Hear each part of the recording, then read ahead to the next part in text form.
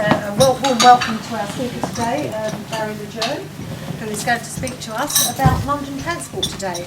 Barry has had a career with London Transport since 1960, when he started out as a young boy, right through to now, to 2000, when he retired. But Barry has got so much time in his hands. He is now chairman of the London Transport Friends Society. So therefore I'd like to hand you over to Barry, who's going to tell you about his very, very interesting career. Thank you. Thank you very much. I feel as though I really am giving a performance now, standing here with a microphone. But, thank you for the invitation. Thank you for your hospitality. That sounds better. That sounds better. Good. It's not going to be about me and my career. It's going to be about London Transport, who kindly employed me from 1963 to 2000. What I'm going to present to you is, in fact, a slightly shorter version of a longer presentation we sometimes make when time is a little bit more on our side, because the true story of London Transport really spans about 200 years if you start from the first organised bus service in 1829. But we're going to skip all of that. We're going to skip early bus services, we're going to skip early railways. Remember, because I'll come back to it, that the first underground railway, the Metropolitan line, opened on the 12th of January 1863. And you might like to think about the significance of that date, because I will come back to it, as I say. We're going to right the way through and ignore building the underground tubes around 1900, about the role buses played in the First World War, because many buses with their drivers went to the trenches in France. All of that, and we're going to start there. We're going to start with the formation of London Transport in 1933. And we're going to go up to 2000, and we're going to stop at 2000 for two reasons. One, it happened to be the year I retired, so it's the last year I can talk from personal experience, and it stops you asking the awkward questions afterwards about the Olympics and all the other things that are going on at the moment. So it's 67 years of London Transport and the organisation called London Transport. That was formed on the 1st of July 1933. It took over a very large private company, the Underground Electric Railway Group, which owned most but not all of the underground railways. The Metropolitan line was out of that fold until 1933. Is it where I hold the mic? Where you're standing. That's better. Stand over here. The constituent companies of London Transport, as I say, largely the Underground Electric Railway Group, owned most of the tubes, the large London General Bus Company, some of the tramways, though others were either owned by municipalities, East and West Ham in this part of the world, London County Council. So it was a mix of taking over from private enterprise, quite large private enterprise, some smaller bus companies that were still trading, and all of those came to form London Transport by Act of Parliament in 1933. It was one of the very first public companies. It was, strictly speaking then, not a nationalised industry. It was a sort of public trust. It was formed around about the same time as the BBC was formed, and was a similar sort of organisation statutorily. And it took over all the bus services in a large part of London, larger than Greater London as we know it today, because there were green buses that went out to the country areas of Horsham and Luton and out here towards Grays, and the underground railways. So that's the company we're going to look at.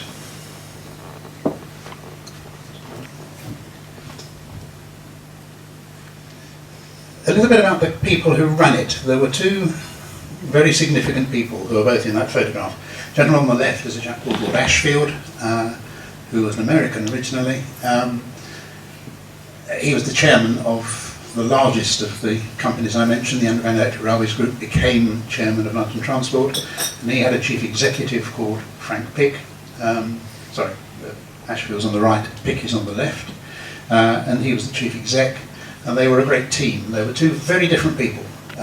Lord Ashfield was very much the mover and shaker, had all the right connections politically and with the business community in London and so on.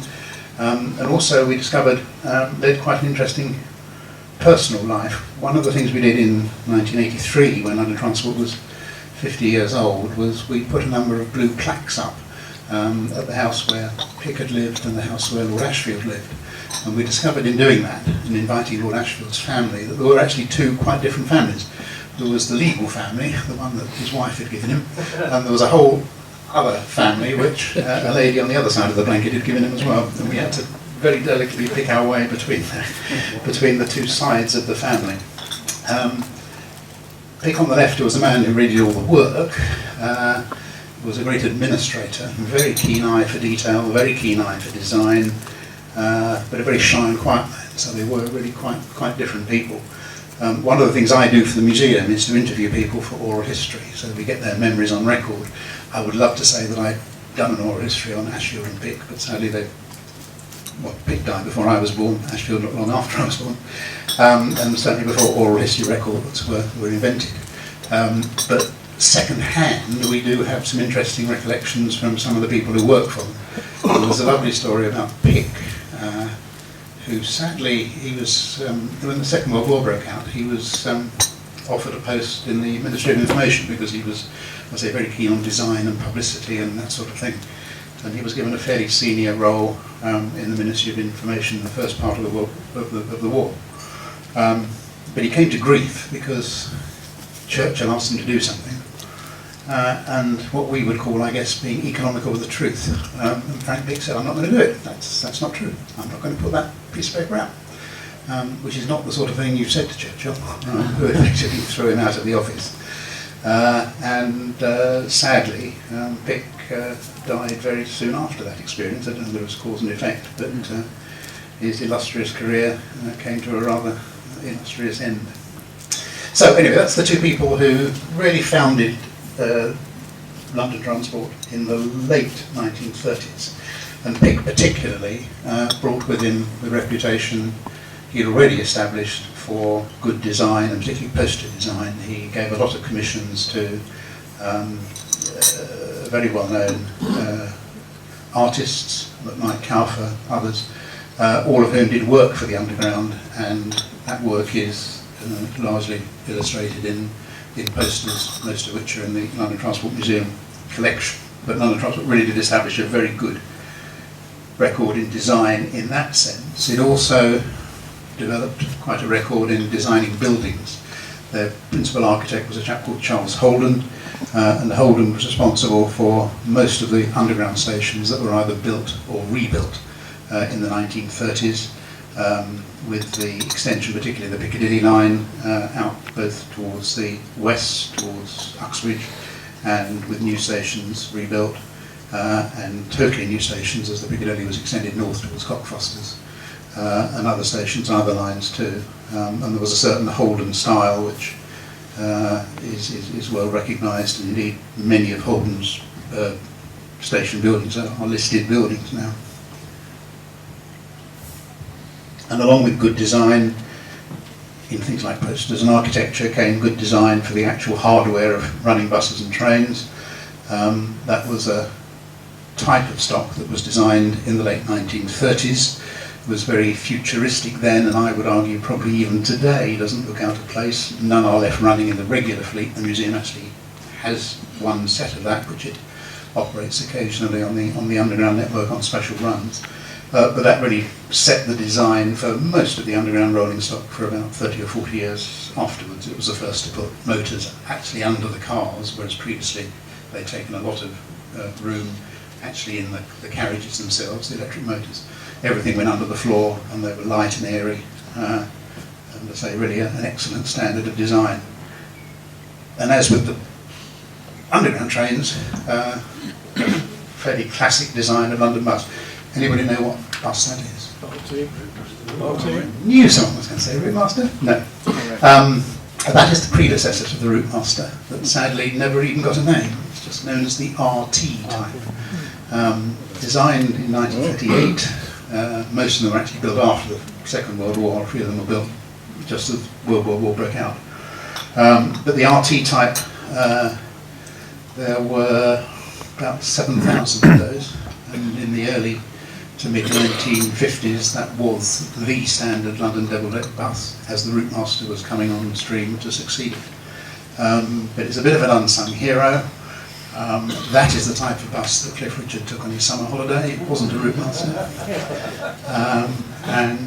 To me, I guess partly because that's the bus I travelled on, not that particular one, but maybe, when I was a child growing up in West London, the RT is the classic, iconic bus of London. And much as I love route masters, that would get my vote in a poll. And just a marker that whereas later on, particularly recently, the overground railways have come to have a much greater connection with what is now Transport for London. At this time, the mainline railways, Southern Electric, very significant role in the southern part of London where there weren't as many tubes, but other companies like London Tilbury, Southend and so on out here all played an important transport role in London, but were not part of London Transport. They were separate in the time we're talking about just at the moment, still privately owned, until they were nationalised in 1948. The war, I'm sure most of you have seen pictures like that.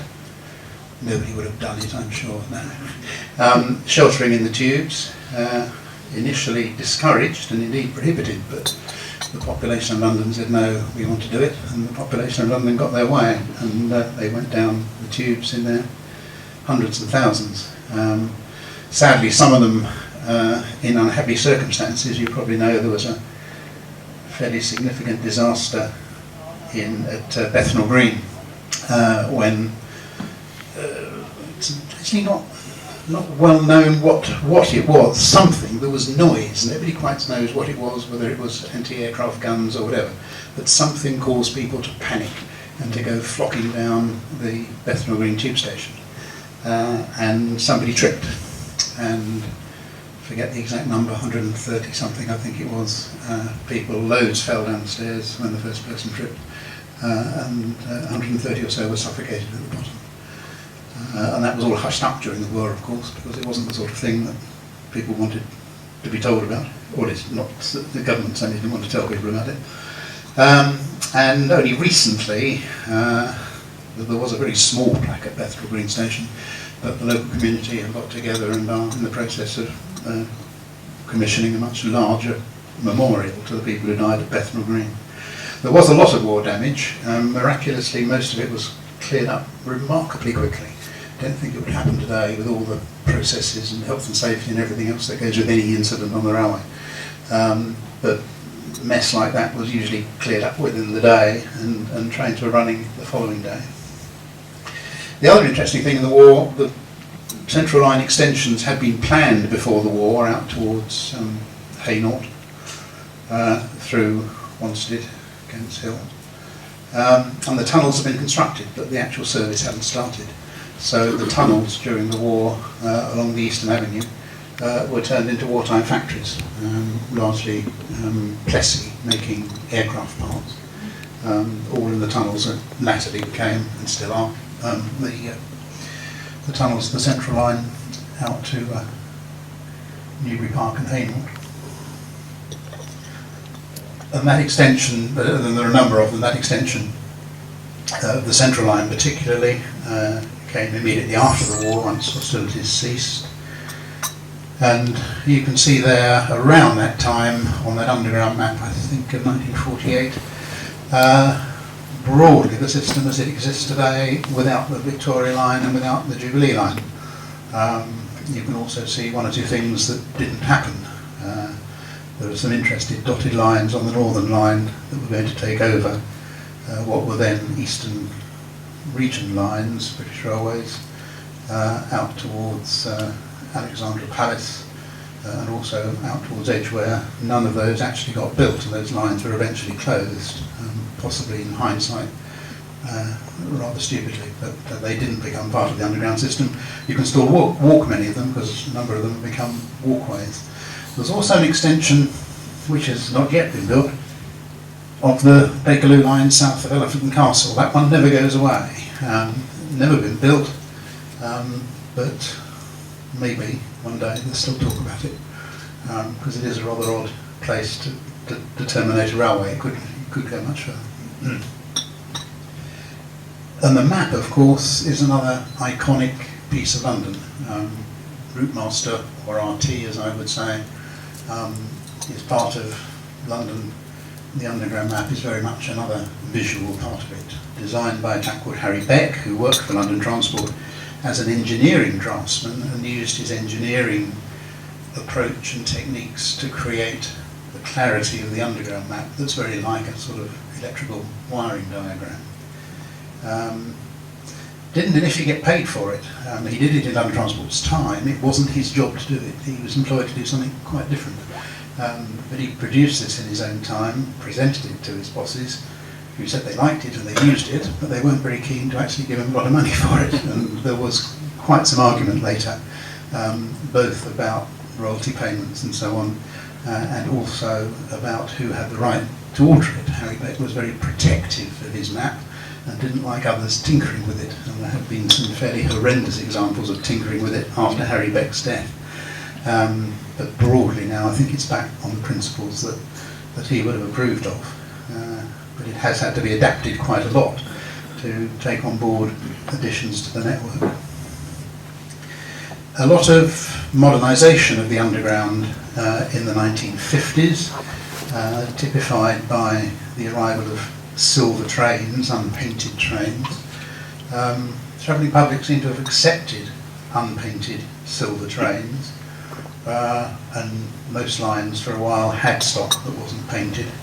Most of them now are actually covered with something, even if it looks sort of whitish or silverish, but that's because you can't really have unpainted stock because people graffiti on it, and it's very difficult to remove graffiti from aluminium, and so that's why it is actually now covered in something. But silver trains were okay. There was one silver bus, and nobody liked the one silver bus, and it never happened as a great idea. Buses remained red until privatisation brought in a few different thoughts. But it's interesting why people like silver trains but don't like silver buses. I never quite got my head around that one. And around that time, although there happens to be a picture of a Central Line train, of course a lot of adaptation was being made to the railway out here, served by London Tilbury Southend, which was quite well mingled with the Underground line, and in the 1950s, early 60s, as that mainline railway was electrified, the two railways were effectively separated out operationally with interchanges at Upminster and Barking and so on. An entire new railway depot for the District Line, which was opened here at Upminster in 1958, I think, from memory. So a lot of investment going in to update the tubes around that time. And as new things came on to the playing field, like new trains, London was saying goodbye to some familiar old things. Trams were the first to go in 1952. And so it's 60 years this year since the last tram ran in London. Tram in that sense, as a modern version in Croydon, but the old-fashioned trams went in 1952, and trolleybuses, which some of you may remember, went on the 8th of May 1962, and here we are on, what is it, the 17th of May, so we have just marked 50 years since the trolleybus was last in London service. And there was a very big event at a transport museum in East Anglia where trolleybuses can still run, and two of the trolleybuses in the museum's collection were actually taken down to East Anglia to run over the weekend before last. And a similar celebration, though without the trolleybuses actually running because there was no means to do it, at the last depot from which trolleybuses ran, which was Fulwell, just outside Kingston, where there was a big event last Saturday.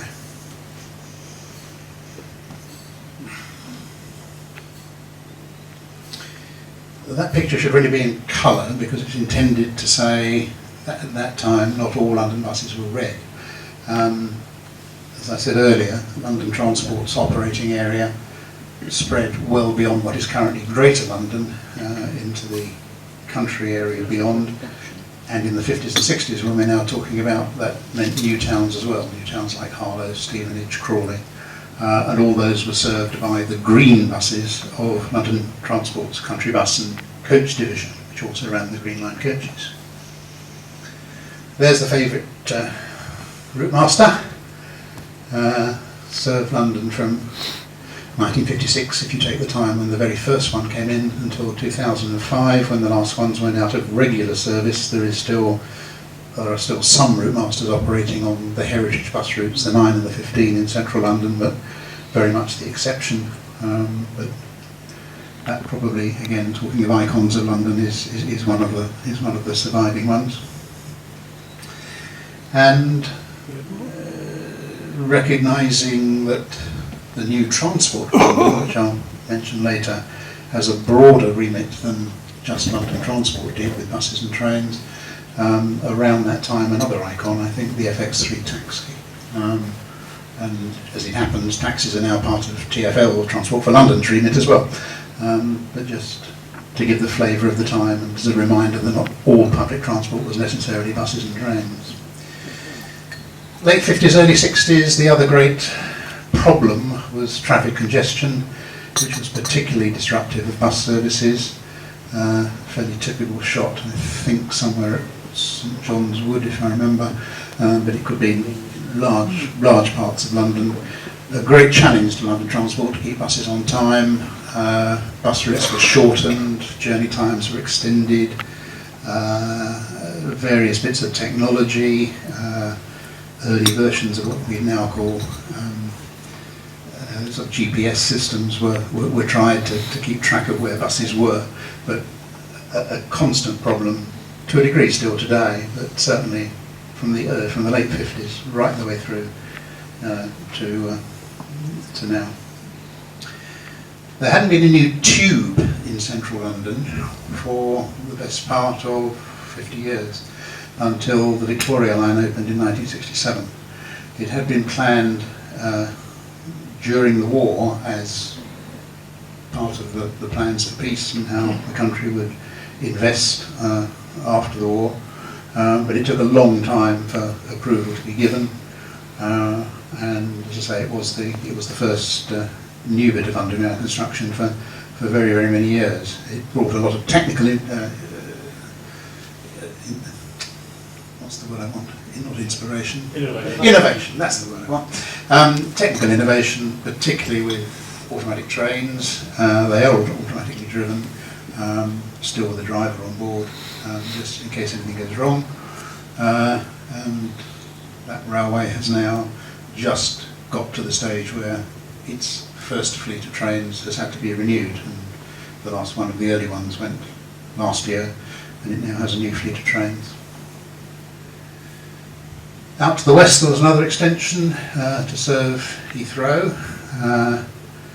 The Queen, who had opened the Victoria line, got her second underground ride. Some people say it was the third. She had or slightly more. She had a few private secret rides during the war with her nanny, it is said. But publicly she opened the Victoria line and she opened the Heathrow extension. On the bus services, as we move into the 1970s, pressures on cost, concerns about recruiting staff, because it's never been easy to recruit staff to transport with its shift working and unsocial hours. A move towards what initially were called one-man buses, because everybody who drove them was a man, but as things developed and women were recruited into that role, have become one-person operated buses, which of course is now the norm, apart from Boris's more recent innovative ideas on bus design, which I'm not going to go into. Up to 1970, London Transport had been initially a public trust when a lot of transport was nationalised in 1948, the mainline railways, the canals, the docks and so on. London Transport became a nationalised industry along with British Railways, and that survived from 1948 till 1970. And in 1970 there was quite a major reorganisation. The GLC had been created, and so London's red buses, but not the green ones, London's red buses and the underground network were handed over effectively to the control then of the Greater London Council. Latterly, Ken Livingstone in his first creation as London Mayor, but there were a whole range of different political organisations before Ken, both Labour and Conservative. So red buses and the Underground became effectively controlled politically by the Greater London Council. That brought us into some quite interesting political areas. Some of you may remember the great fares fair debate. Ken wanted substantially to reduce fares. He still does want substantially to reduce fares. But in 1983, when he was elected mayor, when he became mayor, he wasn't elected mayor as such in 83 because it wasn't a direct election. He sought to reduce fares, which was challenged by the London Borough of Bromley in the courts, and there was a whole raft of court action. It ended up in the High Court, and for a while the legal view was that what had been done was illegal, and so fares having been dropped and then that was challenged, they doubled overnight because there was a legal ruling that the reduced fares were not a legal act by the GLC. And that brought on quite a few dramas, but the argument, as I can try to explain it, was not so much that reducing fares was wrong, it was the way the GLC had gone about it. They hadn't consulted enough, they hadn't presented to London all the relevant information on alternatives. So with that ruling they had another go and fares did come down again. So it was a colossal yo-yoing. They went down, they went up, they came down again. And whereas that was very confusing, the one good thing that came out of it was zonal fares and travel card, because they were all born at the same time. And whereas one wouldn't argue for yo-yoing of fares in quite the way they yo-yoed in 1983, the fact that there is now a very simple sort of zonal fare structure also dates from the same time. Margaret Thatcher, of course, did not like the Greater London Council and the similar ones outside London and abolished it. So for a while, London Transport found itself back as a nationalised industry because it had no other home to go to. GLC was abolished, and we were actually the only thing that Margaret Thatcher nationalised, because the only place that London Transport could go was back into central government, and that's where it went. And for a while, it tried to pretend it wasn't London Transport anymore, and came up with that rather weird logo, and I've still got a personal visiting professional business card with that logo on, because that was what we were issued with. But it didn't last. The world said, no, come on, it's London Transport. We don't recognise this LRT with its rather psychedelic design of logo. And so that never caught on, and it became London Transport again. In the late 1980s, very significant changes were made to bus services. Small buses became very popular because small buses could go where big buses couldn't go. They could go down residential roads and better serve housing estates and so on. I have to say that wasn't an idea that was necessarily always accepted by the people who lived there.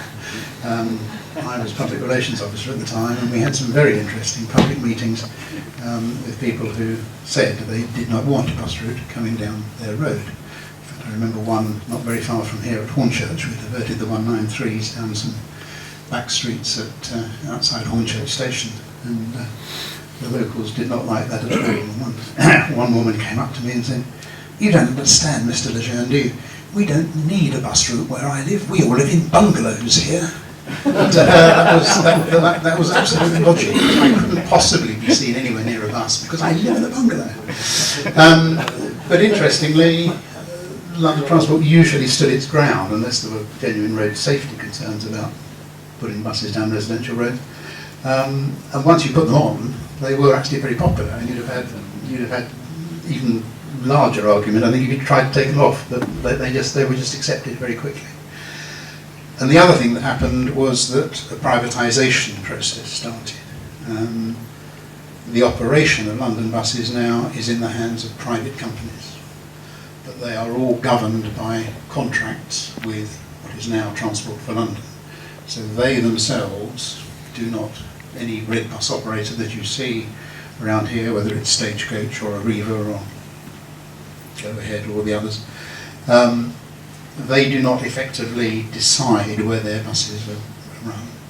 They have a contract on a route-by-route basis with TfL, which is retendered either every 5 or every 7 years, and it is TfL that defines the network and operates that tendering process and effectively takes all the commercial risk, because the operators get paid to run the buses and they get paid to run the miles, and all the money, such as it is, most of it now in Oyster Card and Travel Card, goes to Transport for London. So it's not a privatisation of running the service, it is a contract arrangement where the competition is the contract, not naked competition out on the street for passengers, which it is outside London. There anybody can run a bus service subject to certain controls, and there are examples where there is quite vigorous competition, but that doesn't happen in London.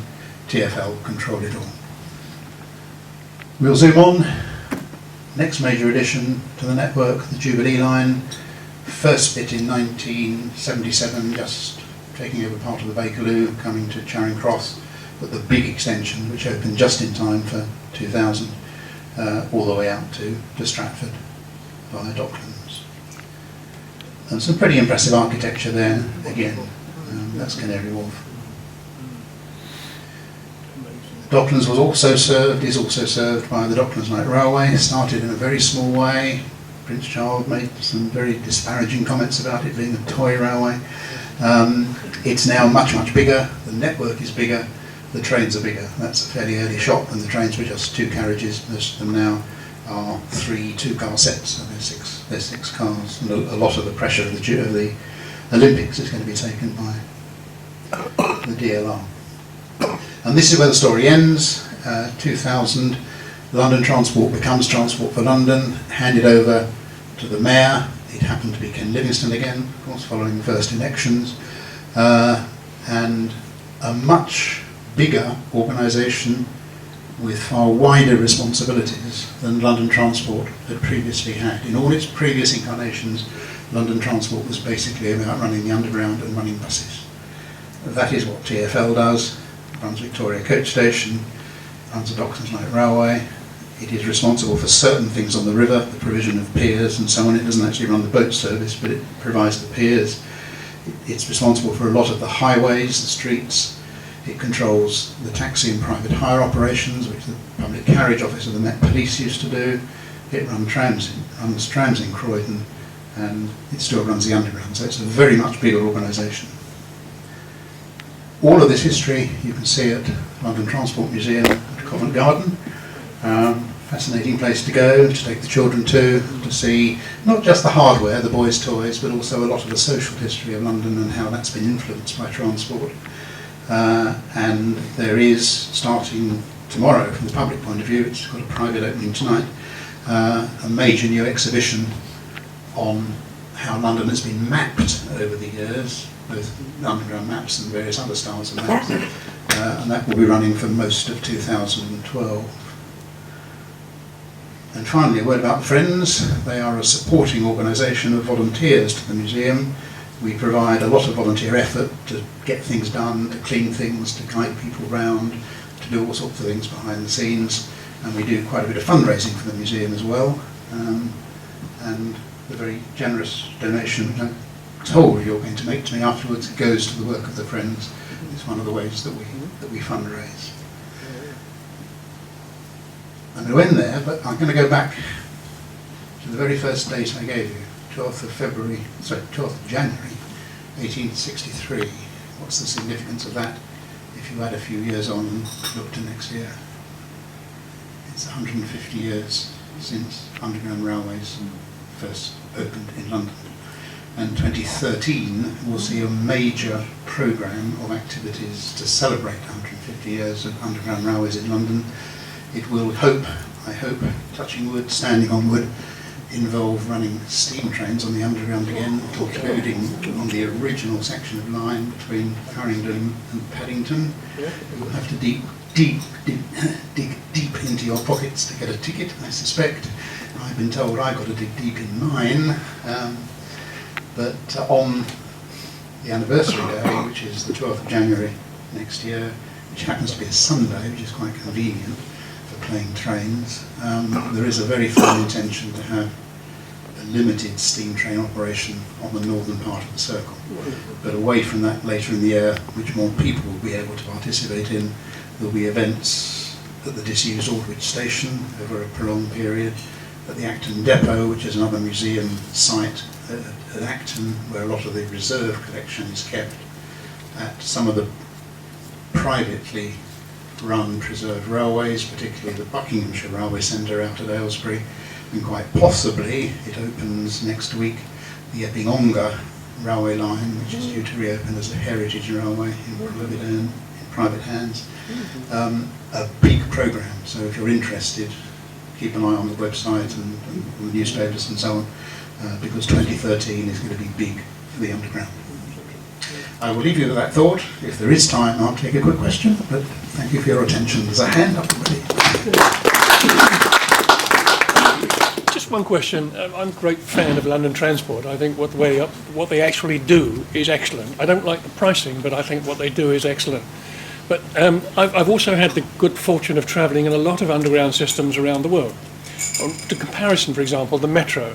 Can you tell me why it is that the Metro has majored on rubber-tired carriages, which provide a smooth, quiet, clean ride? Yet London Transport has insisted on, and the worst example is the Central Line, the most noisy system you could imagine in the 21st century. Yeah, I mean, the short answer is because most of the Metro is underground. Most of the Metro is underground. So is most of ours. Sorry? Well, much, but by no means all of it. I mean, the only underground which is entirely underground is the Victoria Line. But the rubber-tired one actually goes above ground. Sorry? The rubber-tired one in the Metro goes above ground. You can do, but I think the benefits are probably greater when it's confined to the arm. I mean, it's horrendously complicated. If you look underneath the Metro train, you know, it's got the whole usual bogies that an underground train has, but then it has all the rubber tyre guidance as well. My belief is, I mean, undoubtedly Paris thought it was worthwhile doing, but I think they also had the eye to selling it to other places. And the reality is they've sold it to very few other places other than people who've got a strong cultural tie with France. The Montreal Metro has got the same sort of stock. There are very few other places that have adopted the idea because I think most people feel the complications were not worth the benefits. I don't comment on the riding qualities of the Central Line stock, which may not be the best one to choose for modern technology. One I use regularly. Yeah, but some of the other ones I think are probably better than that. Well, I would agree. And it is therefore, I think, basically a question between is it worth the extra cost, the complication, both of what's on the train and what's on the track, compared with the benefits you get in ride quality. I think most people would say you ought to be able to get, even if you don't get it on the Central Line, you ought to be able to get a broadly comparable ride quality with steel wheel on steel wheel and all the sort of suspension systems you can put in. That's a non-technical answer because I'm not technical. Jeff, what sort of average mileage did you get out of an RT or a Route Master in its life? I'm not good on remembering numbers. I honestly wouldn't like to say. I mean, it's millions. They were the last bus that were built basically simply. Okay, it had automatic transmission and various other things, but they were a fairly simple bit of kit. Today's bus is full of electronics and computer controls, and now indeed a lot of them effectively have electric motors. If you ride on them, it's quite an experience because whereas there is a small diesel engine just to generate some power, a lot of the actual power comes from braking and so on, and is sort of recirculated. So it's a very, the modern bus is a very quiet bus, but it's an incredibly complicated path. RTs and route masters were good, solid, simple motor engineering. Can I ask one more? Oh, go on. There's an emu train out in Shoebury-Ness. Why is that? What's that doing there? It's one of the. So you mean an underground railway one? Electrical multi-bill unit. One of the early underground railway ones is currently sitting on the what's the military site in Shoebury-Ness? Some of the Jubilee line stock was replaced very early. They needed more trains for the extension to Stratford and decided effectively to renew the whole fleet. And the Jubilee line trains were withdrawn early, partly I think because they had single doors, which at the time, like the district line trains do at the moment. And there was an era, a very short one, where the underground thought single doors was a good idea, basically because you had half the number of doors and half the number of doors to go wrong. But they haven't proved very successful because they don't give you quite the space to board and alight, and you need that these days for the numbers of people travelling on the underground. So the Jubilee line stock, the first Jubilee line stock, was withdrawn quite early, and some of it has in various ways been tucked away and kept just in case. Some of them are still on the underground system. There's a few tucked away at the sidings at South Harrow. And I think what you're talking about is exactly the same. They just haven't been thrown away. But I have to say, I see the ones at Harrow regularly, and they just look absolutely distressed now. And I wonder whether you'd ever get them back into service. But I think that's what they are. There's three of them stuck on the top of a sort of scrap metal dealers outside Liverpool Street Station as well, which are quite an eye-catching sight if you go on the. Oh yes, I've seen it. Yes. If you go on the overground, you can see the front of it. If you go on the overground railway. I'm going to make this the last question because we're running a bit out of time. Dick? Thank you, Mr. President. Excellent talk. What would you say was the simple, most important thing that London Transport and Underground System particularly has given to the world's underground system? Apart from it's the map, which is universal. That's in every country. I mean, that's not a system which is not based on the principles of 1930s that you did. What else is the world? It gave them underground railways, I suppose, is the first thing. The map probably. I mean, there's a fascinating book of metro maps of the world. That's actually what it's called, metro maps of the world, which shows how some people have very closely adopted the London metro map, and others have very boldly gone in totally different directions, and some of them are quite good, some of them pretty awful. What else? I don't know. I mean, I think what makes the underground tick is basically the commitment of the people. If you were watching the underground programmes, and when I was employed in the job I was doing for LT 10 or more years ago, we had a number of these fly-on-the-wall documentaries, and almost without exception they turned out to be disasters because they just somehow managed to pick all the wrong people and film all the wrong things. This one was an absolute marvel. They got all the right people doing all the right things in all the right attitude of mind. And there are a hell of a lot of people on the underground like that, and it was a sadness that some of the previous programmes didn't show it. The underground moves, when I left, the two figures I could remember were 4 million people were carried on the buses every day and 2 million people were carried on the underground. 2 million have been added to both those figures since I left in the last 10 years. Buses now carry 6 million people, almost the highest they've ever carried in the whole history of London buses. And the underground carry 4 million people. And that doesn't just happen. It happens because a hell of a lot of people do a hell of a lot of hard work. And you know, they are the unsung heroes. Okay, there are bad apples and all the rest of it. And people get agitated and angry. But I would say, you know, it's what makes an underground railway work is actually staff commitment. Thank you. On which note we will end. Shiraz, would you like to give our vote of thanks, please?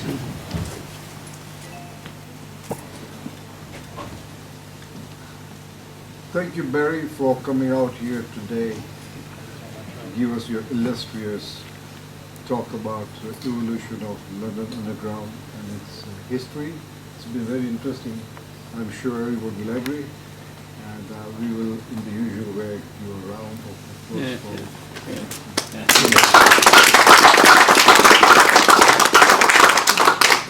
Thank you very much. Thank you. There are some leaflets about the Friends of London Transport. I do remember that Mind the Map exhibition. I haven't seen it yet, but I'm going to see it now. But I think it's going to be very good. Well, I hope I'm facing the right way in the dark. In which case, I will remind you, please, of the apologies book. The menu, have we had that? Yeah, we've had the menu. And the website, please. If you'd like to be upstanding for the final toast, Rotary and Peaceful Order. Have a safe journey home.